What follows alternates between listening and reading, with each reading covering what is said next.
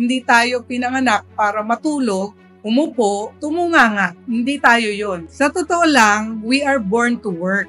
Meaning, we are born to be productive. We are born to do things, great things in life. Kaya nung binigay sa atin yung mundo, lahat ng tools, lahat ng gagamitin binigay sa atin para makapagtrabaho tayo. And the first work we should work on is ourselves, to grow ourselves. We work to serve, pero paano ka makakapag-serve kung ikaw mismo hindi mo na-develop yung sarili mo? Kaya unang-una natin gagawin, i-develop yung sarili. Ikaw na lang mag-iisip kung anong klaseng tao ka na gusto mo. Paano mo i-develop yung sarili mo? Just make sure, pag na-develop mo yung sarili mo, yun yung klase ng tao na gusto mo. Like, gusto mo ba yung tao na maging inspiration ka ng maraming tao? Diba? Gusto mo bang ganun ka? Or gusto mo yung may malaking foundation yan, na nakakatulong sa maraming tao?